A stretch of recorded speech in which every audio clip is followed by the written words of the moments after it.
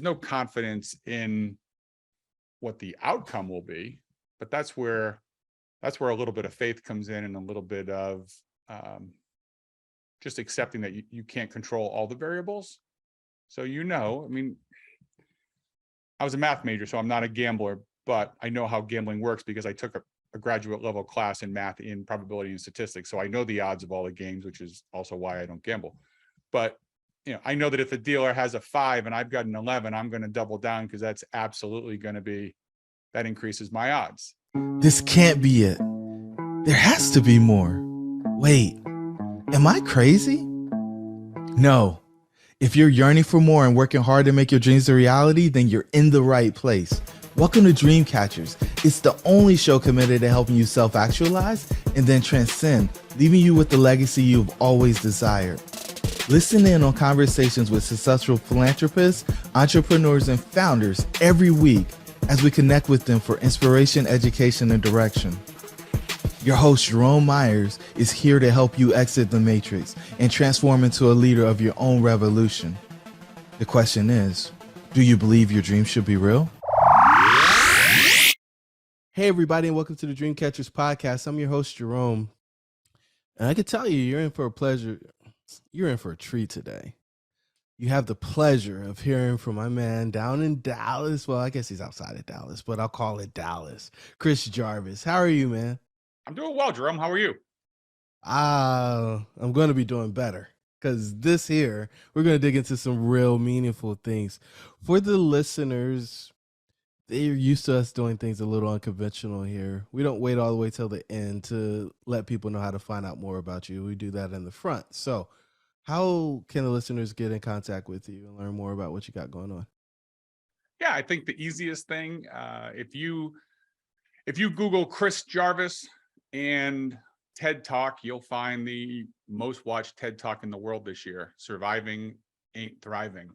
So if you feel like you're surviving and you're not thriving, that's probably the quickest way to get 14 minutes of information. And if you want to supercharge your way through a 60-minute podcast and get to 14 minutes because you like to do things that fast, then I think the podcast is easy. Social media, Instagram, Chris Ray Jarvis. You can find me at chrisjarvis.me. Any of those things. I'm on LinkedIn. I'm hiding in a bunch of places, much like a disease. I pop up and you'll find me. So break this down for me. The most watched TED Talk in this year? In the world? Not the country, not the state, the world. The world, yeah. TED Talk was released in March, so I got a little behind. I gave up 3 months to everybody else, and I think I'm approaching 2.5, 3 million views in the last 6-7 months. How do you do that? You have to be good, man. You have to be good. It starts with how do you get that? I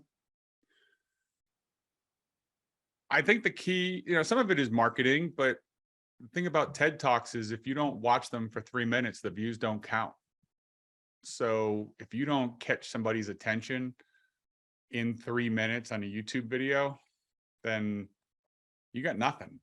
So, I speak a lot and do keynote speeches and strategy sessions and innovation workshops and podcasts. And, the key is to draw people in quickly, which hopefully I'm not failing 2 minutes and 43 seconds into this one. But that's, the key is to hook people in really quickly. I do it when I'm coaching people on article writing or essay writing for colleges or their own email campaigns to their readers, listeners, viewers, audience, whatever it is, that you have a very short amount of time in this world to get somebody's attention so that they can answer the question, why do I give a shit about what this guy has to say? I mean, that is every time I'm judging a business plan competition, it's why do I care at all about this? Break it down, bring it into me. And for your listeners, I've had thousands of people, millionaires, contact me and ask me to help them with their money, despite the fact that there are millions of people banging down their door. I've had 5 billionaire families approach me and hire me to help them solve problems. So I know how to handle, and I'm a financial fixer who figures things out, and I get, people come to me. So somewhere in there, you've got to be able to figure out how to differentiate yourself, how to connect, what do rich people do with their money, how do people become super successful. Like, those are the big questions that I usually get asked to answer when I'm on stage. Like, all right, you've worked with all these super rich people. What do they do differently? All right, let's get into that. Or, this is what I'm doing. What should I be doing differently? Which is a lot of times the same question. So It is the same question. And then the exposure piece of it is something that most people don't have, right? Because I know one billionaire, right? So to work intimately with 5 billionaire families is a different level of access. It's something that is a game changer because in concept, you will be able to implement that stuff in your own life. But let's go back to the TED Talk. You said thriving instead of surviving? surviving ain't thriving. And that is, what is, every time somebody writes something. So if you're listening to this or you're watching this, when you send an email, you send a note, you write a post, you get something prepared to send out, you prepare a speech, I don't care what it is, but you're about to push something out. What do you ask yourself? What's that one or two or three questions you ask yourself about everything that you do? And where things have shifted dramatically in the last few years is toward, you can't say that, right? It's this whole fear of being canceled. I don't want to alienate anybody. I don't want to upset anybody. I don't want to offend anybody. And that's bullshit. I mean, like, there's nothing interesting is watered down. And I'm not saying that you should be deliberately difficult or you should go around just crapping on everybody and saying horrible things and trying to offend folks, though that seems to work for ratings on the news. It's not, I'm not suggesting that, but I'm suggesting that people are so afraid of making mistakes that they're playing not to lose. So I know you played football, but I feel like in marketing, almost everybody is playing prevent defense all the time. So the first question is, or the people ask is this going to offend anybody? And I have to take everything out that might be a little bit offensive to people who are Black, people who are white, people who are tall, people who are short, people who are gay, people who are straight, people who are any of the other alphabet soup. Like, it's the wrong question.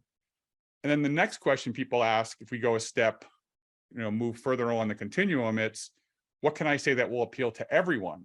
And when I'm teaching marketing and entrepreneurship, I can tell you that if you plan to reach everyone, you will sell to no one. Right? You want to find that specific audience, that who are you working for? How do you help them? Be really specific. If it's left-handed lesbian librarians from Liberia, then you know your market. Like, there's two of them, and like you'll hit that nail right on the head. But be as specific as you can. And it doesn't have to be Facebook, Instagram, TikTok, ad metrics. Like my group, I talk to two people predominantly. The one that's my big audience for the things that I get really deeply into are typically middle-aged business owners who are over or they're un. So they're overextended, they're overweight, they're overexasperated, or they're uninspired, unfulfilled, unhealthy. They just have so many people coming at them for so many different things, and they can't separate their money from their business, from their family, and their happiness and health somehow go to hell. And they just have so many things going on. They need somebody who can track how all these things are connected. And the conversation may be about business this hour, and 15 minutes into it, it might shift to personal finances, then it might shift to money. What could I do? What should I do? What should I be thinking about? How do these things affect my other parts of my life? Their lives are so interconnected and so messy as a business owner, especially once you've been successful, that you can't just look at one thing without it affecting something else. Like, your life is one giant casserole. So that guy who's, the last time I said this to somebody, the two guys across the table both raised their hand like, yeah, that's me. My life is, I just have too much going on. I can't get to anything. My to-do list gets longer. Every day when I go to bed, it's longer than when I wake up. I'm spinning my wheels. Like that's my guy, right? Like that person, I mean it gender neutrally, but it is more often men than women, but it's not always the case.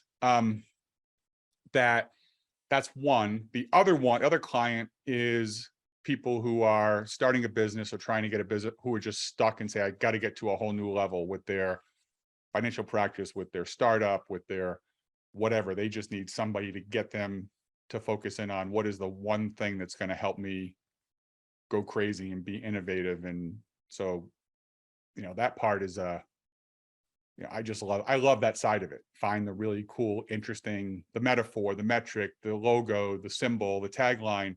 Like we usually do that in less than a day. Like figure it all out. Who's your target audience? What do you say? How do you say it? Let's get to the bottom of all of that. And I just like solving that puzzle.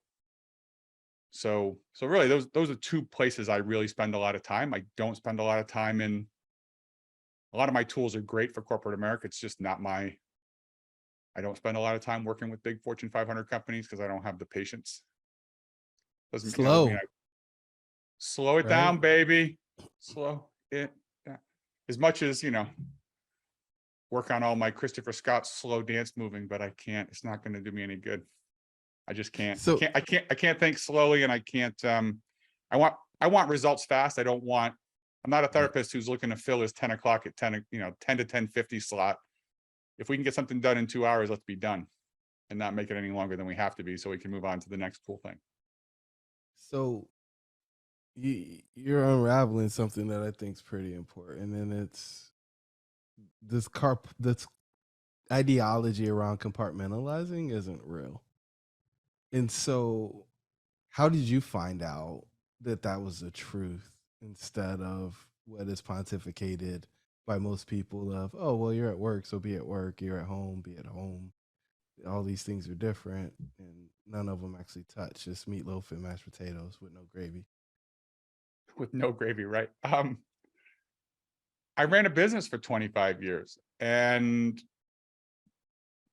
a bunch of different ones actually, but I mean, I lived a business. We brought in a third partner after 15 years or so. And then I got divorced. I was broke because the lawyers took all the money. And then my partners kicked me out of a business when I had no way to defend myself. And, the business was probably worth about $8 million.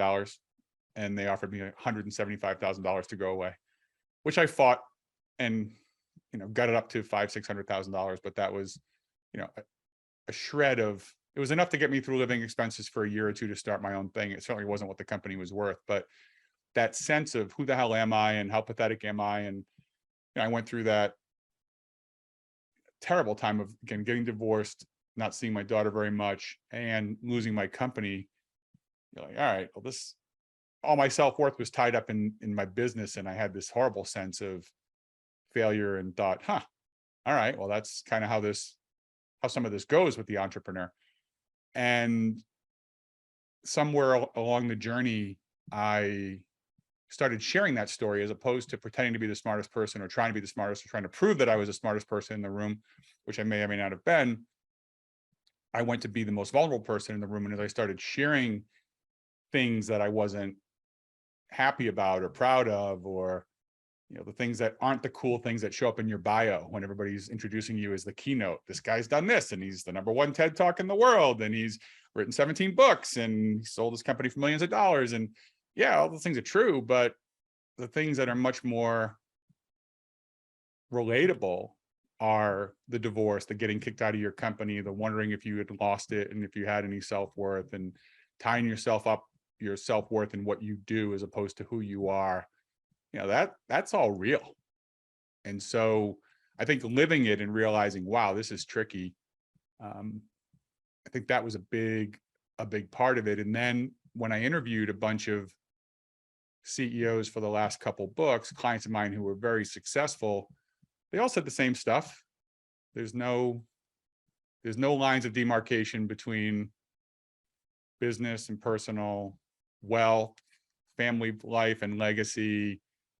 Just all that stuff, the lines are really blurred, and it's almost like watercolor that was painted on the wall on a wet canvas, and there's nothing,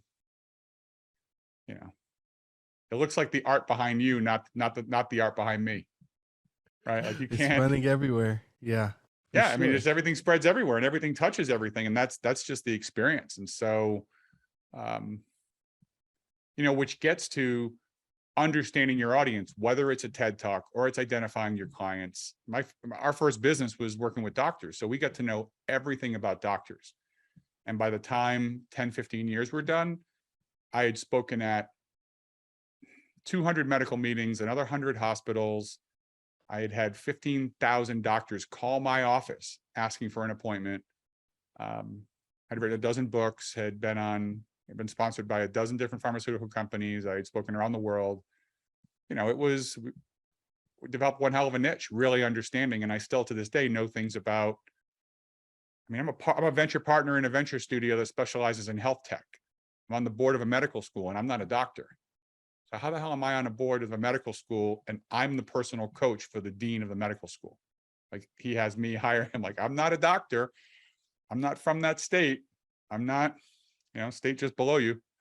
It's, I'm not from there. I never lived there. I have no political aspirations, but they asked, and, there's a lot of challenges. So, allowed me to get in there. So, but whatever that's going to be, whatever your audience is, get to know the audience and ask a lot of questions and,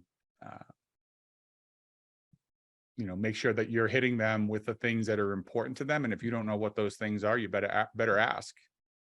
So is it really like time in the seat, or is there like a shortcut or a hack to get to the place where you actually understand what people Yeah, want? well, some of it is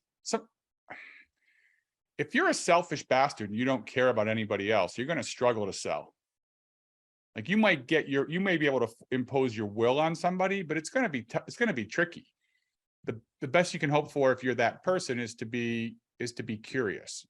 But if you're not that, and you truly are somewhat of a giver, or if you're neutral, ask a lot of questions. The answers come from the questions you ask. And unlike this podcast where I'm doing a lot of talking at about 320 words a minute, which would be hell for anybody trying to transcribe it for subtitles, the key is asking questions and paying attention to the answers. So some of it is, I think I ask really good questions, Jerome, because I have sat in the seat a lot and asked a lot of questions, and I have an idea. Some of it is natural instinct on what to ask. Some of it is training and experience on what to ask. Maybe some of it's luck. Maybe some of it is divine intervention. I tend to ask questions that make people disclose things to me that people in the room who know them really well said, I didn't know that, or they're like, I wasn't intending on sharing that with you today. And so some of that just comes from, maybe it's because the curiosity is real. Maybe it's, again, some things might be gifts that, things I didn't develop, they were just given to me for a reason. But, it's a combination. I think the more questions you ask, the more you learn. And don't stop when, unlike traditional sales, which is ask until you hear the question you know how to respond to and you can close from. I like to keep asking. And I'm not trying to get rid of the sale, but it's, if I ask you, what do you want? And you tell me, I need more clients. Okay, why? So I can collect more revenue. Okay, why? So I can afford this thing, this new studio. Okay, why? So I can record more podcasts. Okay, why? Let's get to the why. And then it's, well, so I could work 10 hours a day. Well, do you really want to work 10 hours a day? Is that moving in the right direction, or is that not getting you in the right direction? So, by keep getting to the questions, you get to a lot of interesting answers. And I would ask people just that whole why question. And you're dream catchers, you're trying to help people catch their dreams and figure it out. And I would ask the question of everybody, you have a dream, which I hope you know what it is, and you can write it down or put it in the comments or whatever that is, or just keep it to yourself. You don't have to share it. Which if you don't want to share it, that's a different, we can process you a little differently with that. But assuming whether you do or you don't, why do you want that dream? What is it going to give you? And then ask the question, are you sure the thing that you are trying to do is going to give you the thing that you want? And so there's nothing worse than dedicating your life to an outcome that doesn't give you the feeling that you want. Because at the end, it's the feeling that matters. It's not if you feel miserable or lonely or unsuccessful or whatever it is, it doesn't matter what everybody else thinks about you. If you're not there, then wow, like that sucks. To win the battle and have it not, the prize isn't anything you want. Like, why'd you do that? So I don't think most people are sure that it's what they want. They're guessing, and in their guess, they're just taking action towards this thing, right? And the hope is when they get to the end of the rainbow, there's actually the pot of gold somebody told them was there, or there's the peace, serenity, and comfort when they get to the top of the corporate ladder, or whatever other myth they're following or narrative they've been programmed with. And I think we both have climbed up both of those or found the end of the rainbow and found out that, hey, that's not as true as it was described. But what does a person say when they ask that question, right? Like how could they possibly be certain? I guess is where I really want to land this question. Well, there is no certainty in anything other than there's no certainty in the outcome. There's only certainty in the intent, or certainty in the action that you take. You can be certain and confident in the direction you're going, or be intent on going in a certain direction, but there's no confidence in what the outcome will be. But that's where a little bit of faith comes in, and a little bit of just accepting that you can't control all the variables. So, I mean, I was a math major, so I'm not a gambler, but I know how gambling works because I took a graduate level class in math in probability and statistics. So I know the odds of all the games, which is also why I don't gamble. But I know that if a dealer has a 5 and I've got an 11, I'm going to double down, because that's absolutely going to be, that increases my odds. It doesn't mean I'm going to win. It just is, it's the statistically proven better move. But every statistically proven better move does not always end in something positive. So on a more personal note, I remember having a real difficult time in my first marriage and just had a child. We had a bad marriage before the child, and then having a child didn't make it any better. I can tell you that for sure. But when I was talking to my father, my parents had got divorced when I was, say, 8, and it didn't go so well for me. That when he said, "Why are you still here if you're so certain this isn't right for you?" And part of my answer was, I don't want to end up like you. Like I was 40 years old. He was 64. He was alone. He hadn't found that right person. And his response was, which really was very impactful to me, was I may not have got the result I wanted, but I had to give myself a chance to be happy. And I just wasn't going to be happy with your mom. Like, I knew my life would not be what I wanted. So I could have a certain level of certainty in the unhappiness I would have, or the blend of happiness and unhappiness, but I wanted something else. So I gave myself a chance by separating, and it was difficult not being around the kids and all the things that went with that, but I gave myself a chance, and it didn't work out. But it doesn't mean that I made the wrong decision just because the outcome wasn't what I wanted. And I thought, for a guy who didn't share his feelings much, that was, he got comfortable with that because I was in a really tough spot. And so sometimes you make the right decision and you get the wrong result. But at least if you know what you're looking for. So just because you have a goal doesn't mean you're going to reach it.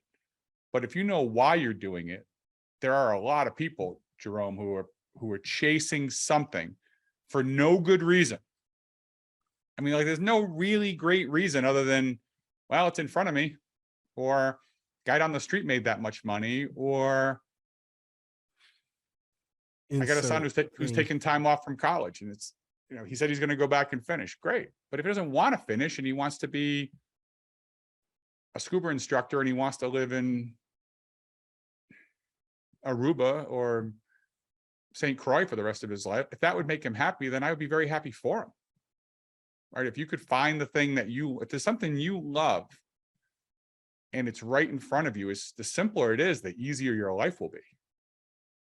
If you knew that every day doing an hour of yoga or an hour of meditation or doing an hour of bird watching or an hour of walking your dog or playing catch with your dog, or if there's something that makes you happy, man, you should do that. Because I spend a lot of time with really successful people who have accomplished major things who are unhappy. Very Like they did the really hard thing and everybody thinks the world of them. But at the end of the day, whether, we all chase demons. My dad was a pro baseball player. So no matter what I did, nothing that I do, the most interesting thing about me is nothing about me. It's the fact that he played baseball and he was really good. So like that, to this day, like I can't, he's been dead 3 or 4 years. I can't, I can't live up to that.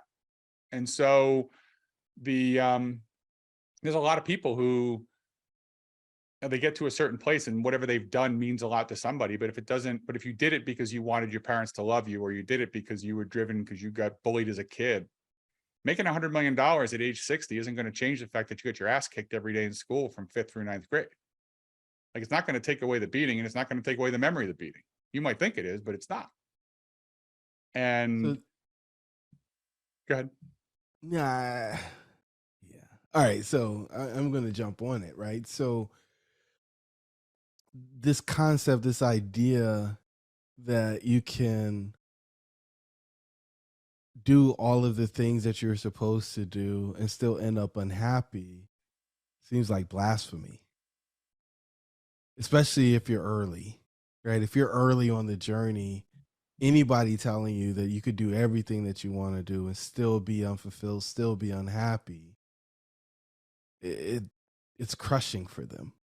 Is it? You're saying, I'll tell you one word. I'll tell you one worse, which is balance is bullshit. Anybody who tells you can have balance in life is full of shit, because there is no balance in life. I will tell you with 100% certainty, there is no balance, and there certainly is not balance in your day. Probably not in your week or month. You might see balance in your year. And that is the biggest takeaway from the Go Wild book we were talking about, you and I were talking about offline, that I just wrote, which is, if we simplify life to 5 things: health, finances, career, relationships, and fun. Let's just leave it at that. There's spirituality and philanthropy and other things, but if we keep it to 5: health, finances, career, relationships, fun. And career can be defined as purpose. It's what you do, whatever that is. So you could be a mom, you could be, a priest, you could be, it's not about money. It's about what you do. What is your vocation? That with those 5 things, there's nothing you can do that will improve all 5 areas of your life at once. Nothing. I challenge you, find it. I mean, everything, some things that are healthy are really expensive. I don't know the thing that's healthy for you and good for your career, and it makes you money, and it's fun, and it's good for all the relationships in your life. Because if you're doing all those things, you're probably away from home and away from your kids and doing other things. So you're not helping that out. Sometimes you go out and do, and so a big takeaway with this balance is BS is, to do anything well, you're going to have to put some time in. It's really hard. You have to be pretty arrogant to think that you can half-ass something and be extraordinary, right? Like, find that thing, right? If you half-ass your relationship, I guarantee she'll notice. Like, there's no mailing it in. Like, you're either present or you're not, and you'll be called out. I know you, particularly from our breakfast this weekend, I know you'll get called out if you're not there. And so we have this idea, you have to be there. And then to make a lot of money, you might, things that will make you money are going to take time. It's going to be time away from you being healthy, physically, emotionally, psychologically, spiritually.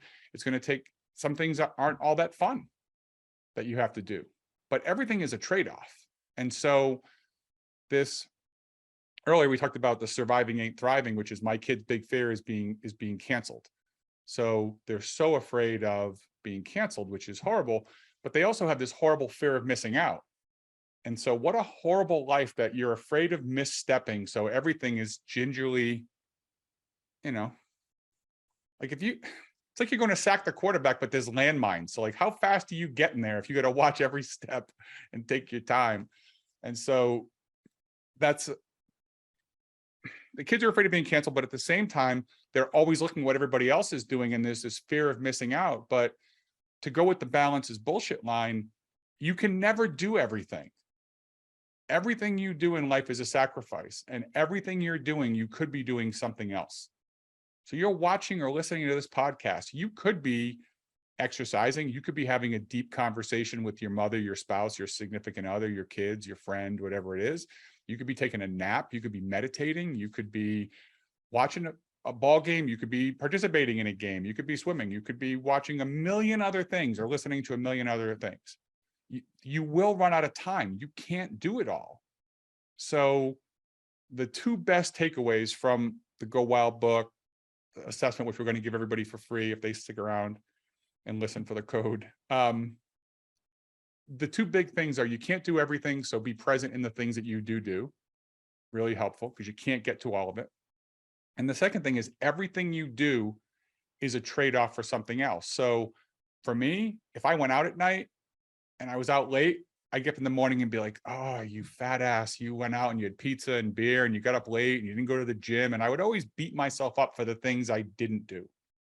And it wasn't until I started doing a lot of work with Jack Canfield, who did Chicken Soup for the Soul, and he and I were working together on a project. So I volunteered, well, I paid and went through some of his advanced courses, because I wanted to, if we were going to work on something together, I wanted to know how all of his stuff worked. So I went through it and I got to this point where I started just focusing on the things that I did accomplish in a day and not focus on the things that I didn't do. And it's amazing how much better you feel when you go to bed thinking about the 3, 6, 26 things you did versus focusing on the 4 things you didn't.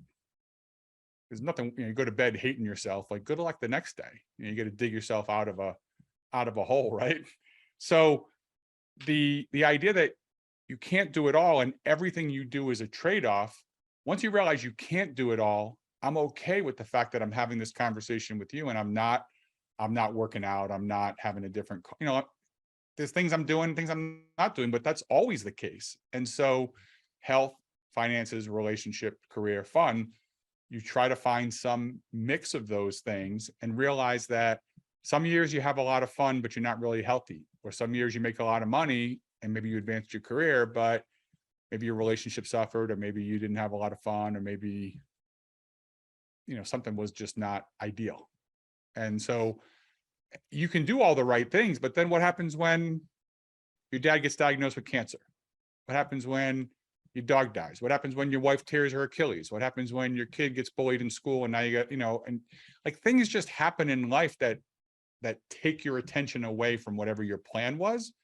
And you have to go put a lot of time into that thing because it's important, right? If I can't deal with my mom's cancer or my dad's cancer by saying, well, I'll think about that and worry about it for about 3 hours today, but then I'm going to go work on myself. Good luck with that.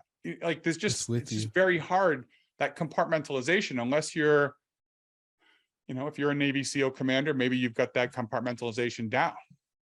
But if you're not that special forces person who can, go blow some shit up and then come back and hug your kid and not have any, unless you have that real special gene, it's super hard, like super difficult, if not impossible. Where did this narrative around balance come from? Do you know when it got popular and why it got popular? I've never dug down to the root of that. I'd be guessing, but I could make up a story that I think a lot of people would believe. I think balance in life is definitely it's definitely been in the last 25 years, because our parents didn't think about balance. They'd go work and work their asses off. Like there was no, this generation is definitely taking it to a whole new level.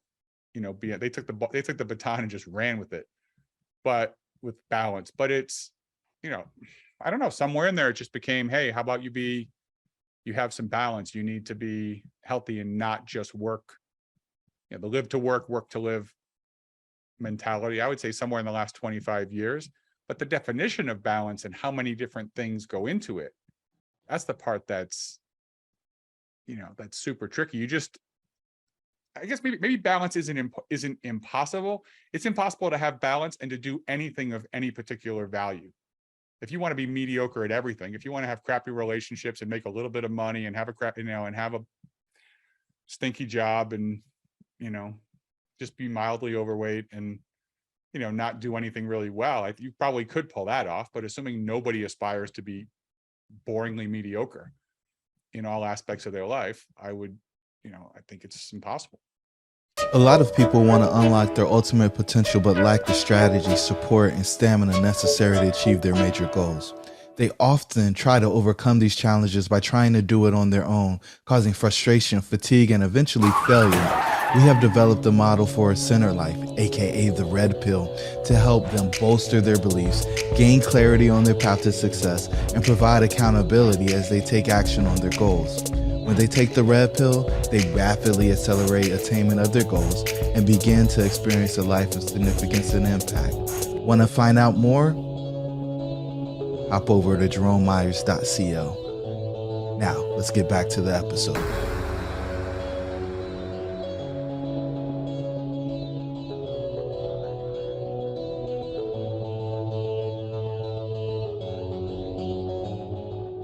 Let's go there, right? Because a lot of people want to be a jack of all trades and don't particularly care to have mastery in any of the things that they're doing.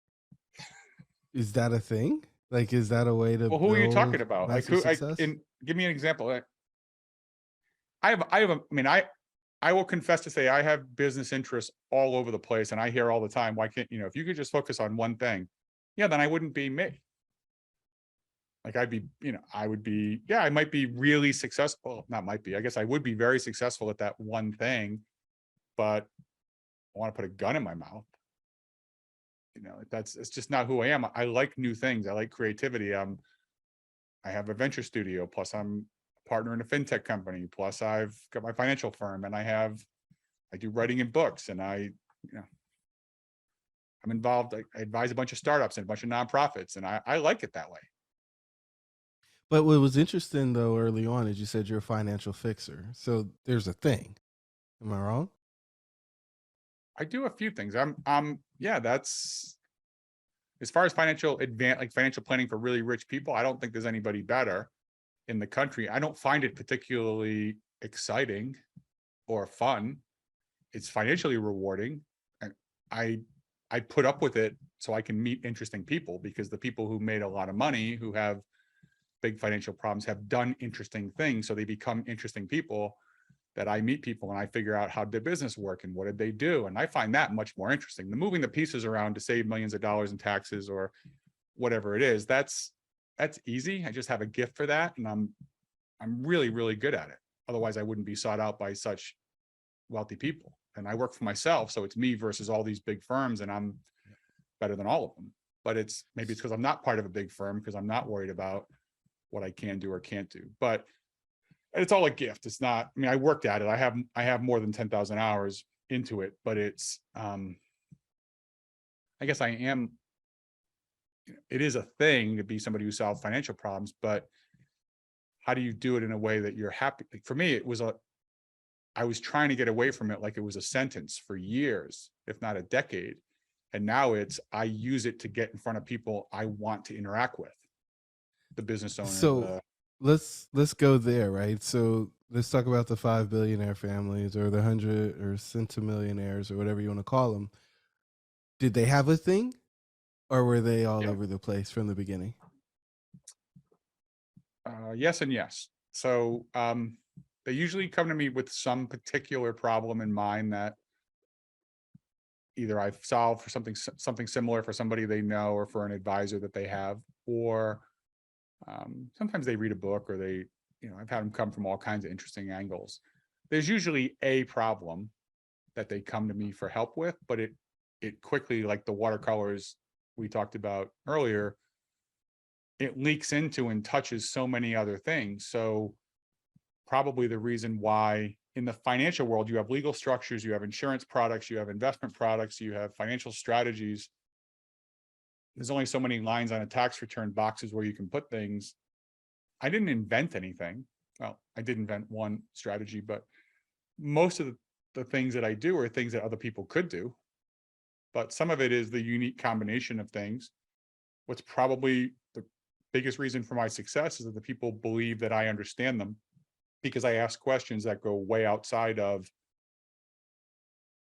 the gymnastics or the technical aspects of the thing that they're interested in, so that it becomes, wow, you figured out this tax problem for leaving money for our kids, but you've also helped us put a structure together that will protect the kids from divorce, will inspire the kids and make them work so they don't just get money and put it up their nose and become lazy. You figured out other things with your Beyond Wealth program. You've got us doing family mission statements and putting on paper how we created our money and what's important to us and what values are important to our family. So there's things that we can leave behind that are written and tangible that will guide the family. And again, they're all things that some would say are a pain in the ass and they're hurdles to getting to the sale of the product of whatever they need, but they're important things. And so that holistic view and willingness to the willingness to recommend things that I don't make money on is really unusual in today's world. You talked about, Jerome, the super subspecialization of everybody compartmentalizes, and I do this and you do. If you have somebody doing your social media and somebody else is doing your marketing and somebody's doing your email and somebody's doing your branding and somebody's doing this, you know what I know? I know you're really unsuccessful and you're paying way too much money if you have people working in different things in different categories and they're not interacting to make sure that messaging is consistent across everything and that you're not getting the points across. It takes time and money. And when I recommend something that's a legal strategy and I don't get paid on it, I potentially take the liability for the recommendation, but I don't make any money on the implementation. That's something people would say is too much risk and they wouldn't do. And certainly the big firms take that position where they won't recommend anything that they don't do. Yeah. So as a result, they like it when somebody's willing to, you know, I border on giving legal advice without being an attorney a lot. He's like, you should do this. And here's some people who can do it. But a lot of people wouldn't do that because of this whole surviving thing. They don't want to make a mistake versus, wow, this is the problem the person wants handled. And you're not giving the client the best advice possible because you're in self-preservation mode, which brings this thing full circle and kind of puts a bow on it. The ability to know a lot about a lot of things, right? Not just a little, or I guess you could know a little about a lot of things. As long as you could connect the dots and actually make it so that these things are connective, then you have the opportunity to be somebody who really can have a true impact on people's experience. For the people who only know a lot about one small thing and have no understanding of the interconnectivity, back to compartmentalizing your meatloaf and mashed potatoes with no gravy, you're stuck with a hammer, right? And if it's not a nail, you can't do anything with it. Versus the multi-tool or the Swiss Army knife, where you're able to move about and solve multiple problems for people, given fragmented pieces of information, and then the ability to extrapolate the other parts and pieces you need to come to a creative solution is what the people with really complex problems need. And so if you're going to productize, if you're going to do something that is done redundantly, you might not need to be a jack of all trades. But the moment that you want to do something that isn't cookie cutter, and it sounds like the things that you've been chasing, experience, excitement, challenge, that's when you need a wide array of skill sets. And I may be overstepping. I think you're right. I think it is definitely valuable to be good at something. So I majored in math. And then I worked as an actuary, and there's just very few people. If you tell somebody you majored in math, I don't know, if you're listening to this, what do you think about somebody who majored in math? I'm going to guess the first thing you think, I'm going to guess you didn't think that I'm an idiot if I majored in math, right? Like, that's generally speaking, if you majored in math, the first thing people would say is you must be relatively smart. They probably also think that I have no personality and I can't talk to anybody, which generally speaking is probably not a bad guess.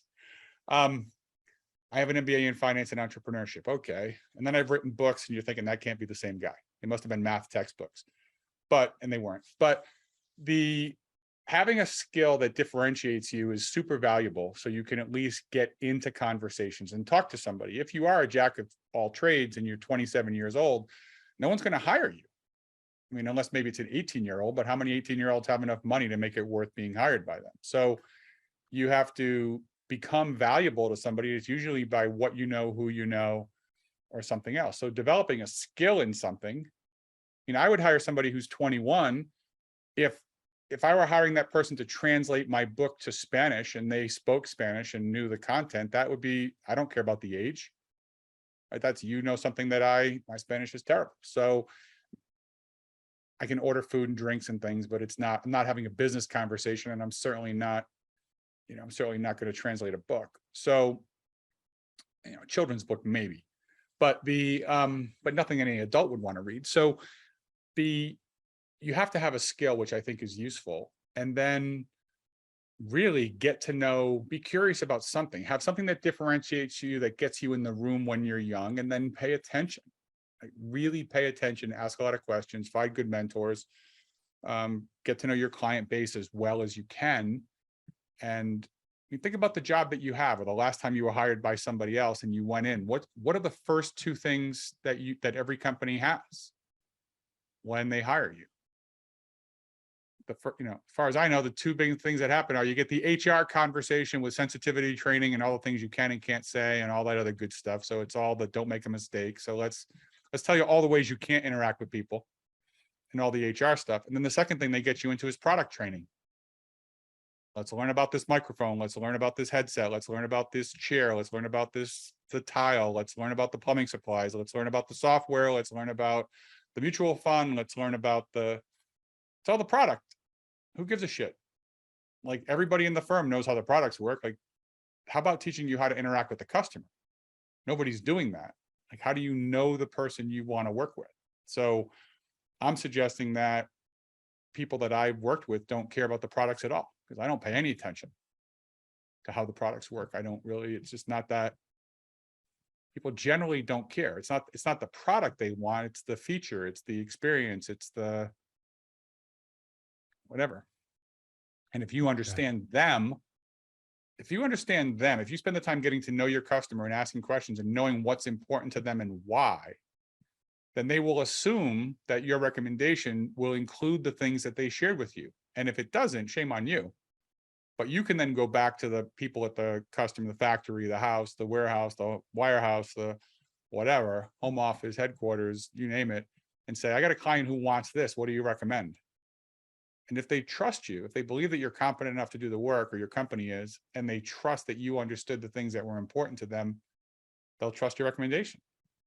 But to go in there and just vomit all over them with 4K, 8K, 28K, like, believe it or not, people, when I bought my first razor to shave with, it had one blade, just one, not two blades, not three blades, not five blades, not seven blades.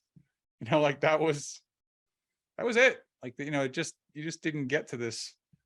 Who knew you needed 7 blades? I use one still. So you tease the audience, and you have a beard too. For anybody who's listening on the podcast, the funny part is he has a beard. So I'm not sure what he's doing with that one blade. But that's oh man. All right. So you tease the audience with a code for them to get a free thing. Tell them about that.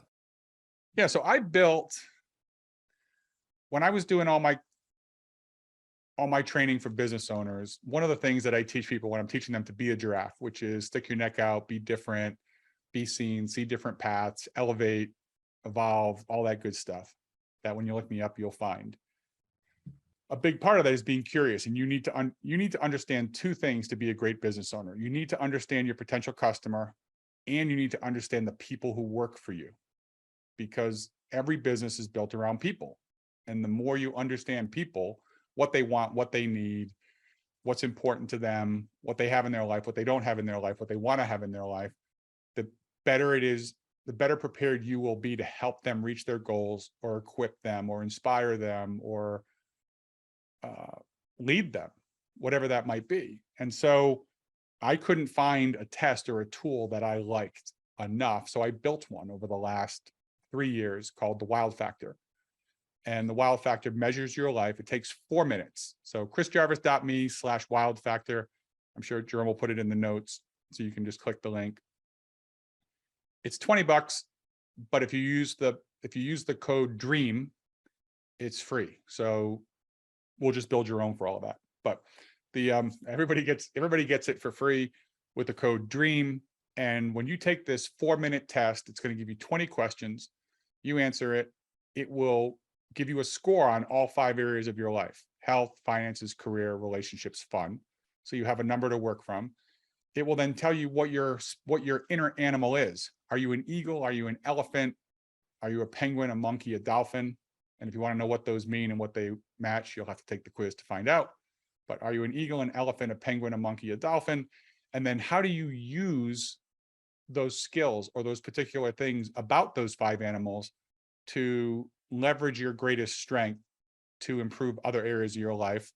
There'll be a 15 to 20 page customized PDF based on your answers that you'll be emailed, which will tell you what you are, how to leverage your strength, common mistakes and pitfalls for people who have the same strength you have, so you're not doing a little too much of something and holding back other areas of your life, and how to improve the lowest area of your life. So all of that is free for you. I spent 2 or 3 years and probably 1,500 hours and maybe another couple $100,000 of outside of my own money to other people to help put this together. So it's very cool, and it's all about you. So there's nothing there but to help you get some awareness and some measuring of your life in those 5 areas, and teach you how to leverage your own natural ability, natural strength, natural tendencies toward money, career, health, relationships, fun, to improve other areas of your life. So that's been my fun give back project for the last couple of years. I've had 4,000 or 5,000 people take it. It's been really cool, and it's about to get pushed out by a bunch of influencers. So my guess is, and my goal is to have 1 million people take it in the next 6 months. So we'll see what we learn about people and how we can help tweak this and make it even better. Wow. And you mentioned a course as well. What's going on with that? Yeah, so there's the Find Your Wild Factor quiz, then there's the Go Wild book, and then if people who want to go further with that, there's the Uncaged course, which the Uncaged course, if you sign up for the Wild Factor, I think we send you an email telling you where the course is. If you want to preview the course, take the first couple lessons, but that's video lessons from me in a very cool studio that they built in Atlanta. And yeah, we just help people work through some of those issues if they'd rather. Some people like the reading and they want to do it themselves. Some people, you can just tell them they have an issue and they realize right away and they get to it. But other folks need a little help. So there's probably 100, 200 different lessons, but you just take the ones that matter for you based on your specific situation. And all the videos are between 2 and 8 minutes long.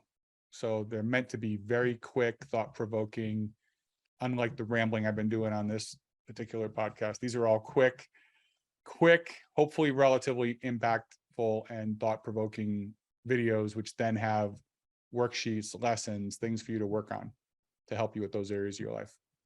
Wow. That sounds like a phenomenal opportunity.